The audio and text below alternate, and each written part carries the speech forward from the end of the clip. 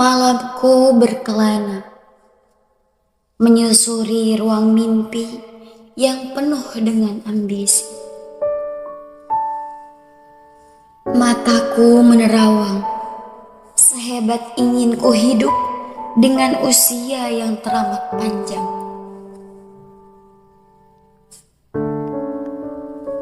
Rayuan kata dewasa yang indah menjulang. Namun ternyata di titik ini alamku malah tumbang. Sebagian kita dianggap manuskrip tak bernilai karena dikata langkahnya kurang begitu lihai. Kita bongkahan insan yang berulang kali mengejar-ngejar kesempurnaan. Berulang kali pula dijatuhkan oleh keadaan. Entah dibentuk seperti apa aku kemudian, setelah tahu betapa ricuhnya kehidupan. Aku yang telah gagal dalam percintaan, yang tumbang dalam rasa kekeluargaan, juga aku yang tak pandai dalam menyusuri kehidupan.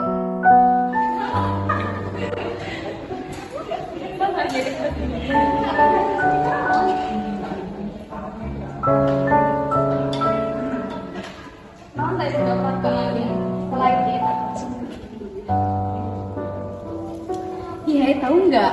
Ada yang viral di TikTok. Apa-apa? Video yang itu apa? Bentar, mikir dulu. Apa TikTok yang dansa-dansa goyang itu? Bukan. Masih. Yang apa? Oh, yang sekarang ya? Yang This is normal. Oh, yang sama kids. Oh ya, kalau kita bikin kayaknya lucu deh. Ayo bikin. Hayu, kapan? Sekarang aja, kapan lagi? Ya ampun. Iya. Ya, nanti Ayo. mah gak bakal jadi kalau dinanti-nanti. Intinya pikiran aku ya, nanti kalau anak aku lahir harus diperlakukan seperti aku diperlakukan orang tua aku. Karena alhamdulillahnya di orang tua aku memperlakukan aku tidak ada kurang sedikit pun. Pokoknya harus sempurna, harus bahagia. Dalam rumah tuh harus cemara, pokoknya cemara. Pokoknya kita bikin video ya, Iya. sekarang ya. Ayo, hai. Jangan ikutan ya. Bikin video. Iya. Ya, mas kenapa? Aku nggak apa-apa kok. Tapi diam bener, mas bener. Iya, nggak apa-apa, cuma lagi ada masalah keluarga aja. Tapi maaf, mungkin aku nggak lagi bisa cerita sama kalian. Ya nggak apa-apa. Tapi ikutan ya bikin video ya. Harus ceria dong kayak kita. Pokoknya kan mau bikin video. This is your mom. Intinya pokoknya karena kalau ada apa-apa bisa, kalau udah siap cerita bisa langsung cerita aja ke kita. Makasih. Pokoknya jangan merasa sendiri. Dan kalau butuh kita pasti ada di depan. Oke, kita sekarang pergi dulu ya. Bisa perpus.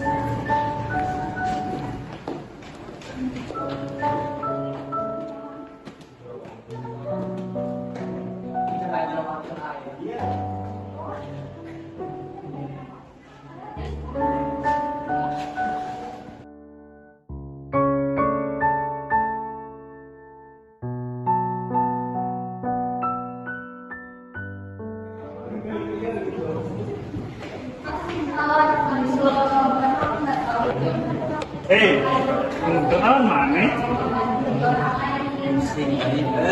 Sing kenalan gitu.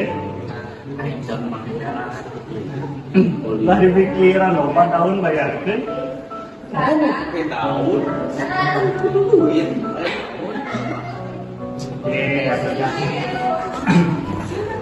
ngomong we kayak itu. Terus ke keuangan. Saya mah dengan jamaah seprok wae deh putih tuh bener. Supaya emang lagi pikiran deui si mawa ke isokan kuat tuh. Ya kan lu isok mau masa mau pikiran lagi pikiran deui lah. Guys, saya mah orang ngaduk we, orang ngerti. Ayo saya orang mau dia. Jadi pikiran.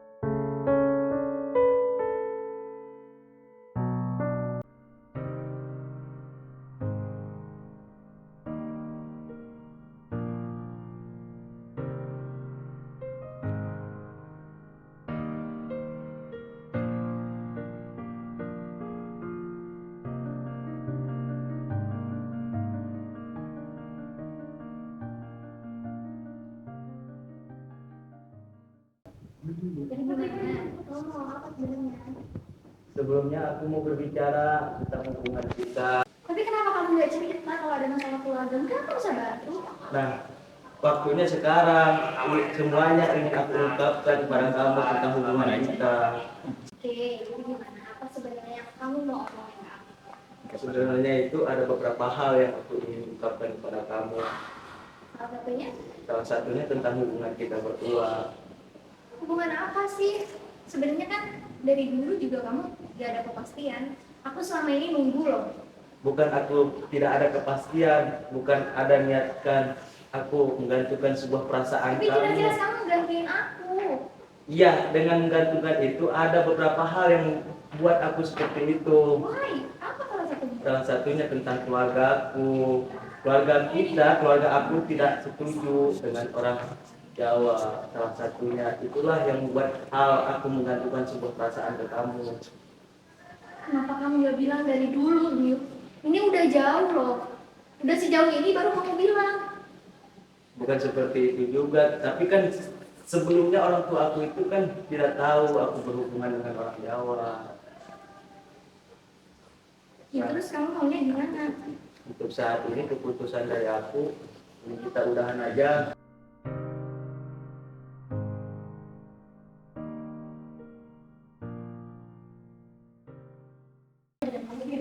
Ya udah, aku pamit ya.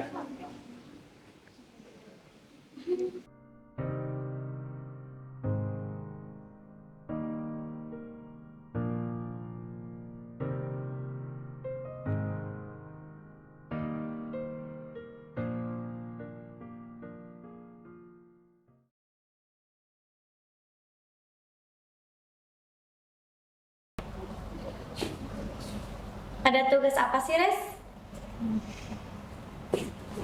Ya ditanya teh. Siapa? Itu si Jamil nanya. Oh, nanya ke aku toh. Kamu teh kenapa sih dari kemarin ngelamun terus? Gak tahu ya. Aku cerita nggak ya? Cerita aja, emangnya kenapa? Kayak nggak pernah cerita aja. Aku ini belum cerita ke siapa-siapa ya. Gak tahu aku mau cerita pun aku bingung. Kayak yang hati akunya bingung. Jadi semenjak kemarin aku itu hilang fokus. Aku gak semangat apa-apa karena aku ada problem. Problem apa? Kemarin aku ada ngobrol sama Diwa. Dan ternyata udah sejauh ini hubungan kita, dia mengakhiri gitu aja. Kamu udah sama Diwa? Udah. Assalamualaikum.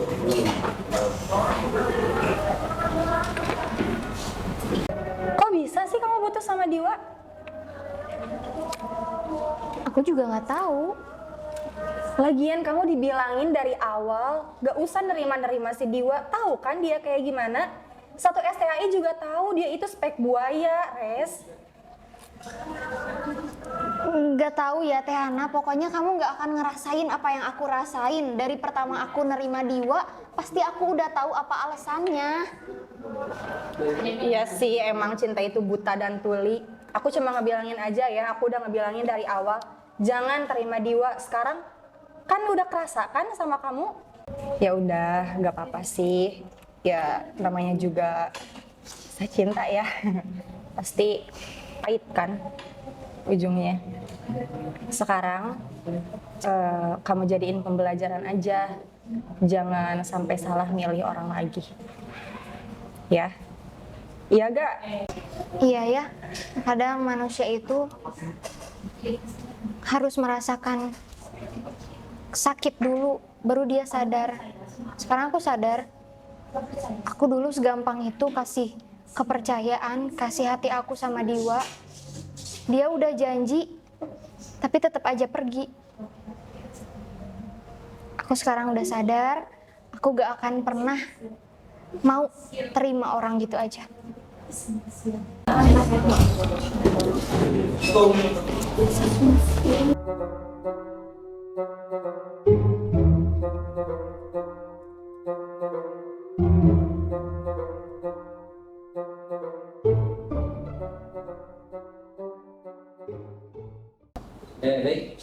Assalamualaikum warahmatullahi wabarakatuh. Waalaikumsalam warahmatullahi wabarakatuh. Sekarang jam saya kan ya? Iya Pak. Terakhir sampai Jam 16.20. enggak, maksudnya mata kuliah kemarin sampai pembahasannya sampai mana? Oh, sampai Ini Pak, apa sih unsur-unsur dakwah? media. Oke, seingat saya sih presentasi ya. Iya. Pak. Presentasi yang belum. Saya Pak, Siapa aja? Liva sama Dewi. Terus satu lagi cowok. Oh, Kang Fahri. Oh, Fahri. Udah sok langsung. Assalamualaikum warahmatullahi wabarakatuh. Hamdan wa syukranillah wassalatu wassalamu ala rasulillah amma ba'd. Baiklah teman-teman, sebelum kami presentasi, izinkan saya memperkenalkan diri dari kelompok 5. Saya Lifatus Hadiah, dan di sebelah kanan saya ada yang paling cantik yaitu Teh, Dewi Masturo. dan di sebelah kiri saya ada yang paling tampan yaitu Kang Fahri. Oke. Baiklah, kami kelompok 5 mengambil tema yaitu jangan bersedih, Allah selalu bersamamu. Oke, jadi ada beberapa ayat yang menghendaki agar kaum muslimin ini tidak bersifat lemah atau bersedih hati. Baiklah, ayat yang pertama akan dijelaskan oleh Teh Dewi mengenai Al-Ma'arij ayat 19 sampai 21. Kepadanya saya persilahkan. Yang artinya, sesungguhnya manusia diciptakan bersifat keluh kesah lagi kikir. Apabila ia ditimpa kesusahan, ia berkeluh kesah. Dan apabila ia mendapat kebaikan atau harta, ia amatlah sangat kikir. Quran Surat Al-Ma'arij ayat 19 sampai dengan ayat 21. Baik, ayat di atas menegaskan bahwa pada umumnya manusia itu suka sangat mengeluh. Mereka punya sifat buruk berupa keinginan atau ambisi yang sangat berlebihan, sedikit kesabaran, banyak berkeluh kesah. Jika ditimpa kesulitan berupa kemiskinan atau sakit, mereka banyak mengeluh, meratapi nasib, mengutuk keadaan, serta diliputi kesedihan yang berkepanjangan. Tetapi sebaliknya, jika diberi kebaikan dan kemudahan berupa kesehatan yang sempurna, kekayaan melimpah, pangkat yang tinggi, jabatan yang prestisius, mereka cenderung berpikir kikir, sombong, dan tidak peduli dengan orang lain. Perlu kita ketahui teman-teman, hal terpenting yang perlu kita ajarkan pada diri sendiri untuk saat ini yaitu berdamai dengan mental health dan bersahabat pada diri sendiri. Sesungguhnya Allah melarang merasa susah terhadap apa yang telah lewat, karena hal tersebut akan mengakibatkan seorang kehilangan semangatnya. Sebaliknya, Allah tidak melarang hubungan seorang dengan apa yang dicintainya, yaitu harta, kekayaan, atau teman yang dapat memulihkan kekuatannya, serta dapat mengisi hatinya dengan kegembiraan. Sebagaimana Allah telah berfirman dalam Al-Quran Surah Al-Imran ayat 139 yang berbunyi, وَلَا تَهِنُوا وَلَا تَحْزَنُوا وَأَنْتُمُ الْأَعْلَوْنَ إِن كُنتُم مُؤْمِنِينَ, yang artinya, janganlah kamu merasa lemah dan jangan pula bersedih hati, padahal kamu paling tinggi derajatnya jika kamu orang-orang mukmin.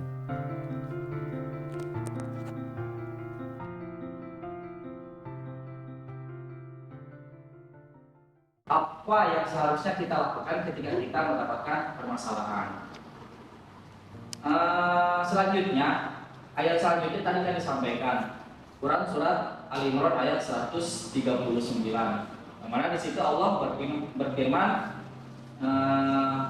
wala tahinu wala tahzanu, janganlah kalian bersedih hati dan janganlah kalian merasa lemah. Sungguhnya kalian itu adalah orang-orang yang paling tinggi derajatnya ketika kalian beriman. Khususnya itu tadi, ketika kita merasa ada masalah, coba tingkatkan keimanan kita sehingga dengan didasari keimanan tersebut, kita meyakini bahwa setiap permasalahan itu pasti ada solusi yang Allah berikan kepada kita.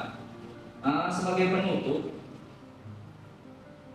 coba kita renungkan kembali, kenapa sih kadang Allah mempertemukan kita dengan orang yang menyakiti kita? Sebenarnya di situ Allah menyuruh kita untuk sadar bahwa Allah itu memiliki sifat Rahman, sifat Rahim, memiliki sifat kasih sayang dan mengasihi. Ketika Allah mempertemukan kita dengan orang yang menyakiti kita, pada hakikatnya Allah sedang cemburu kepada kita. Saya jadi teringat satu quote dari Sayyidina Ali bin Abi Thalib.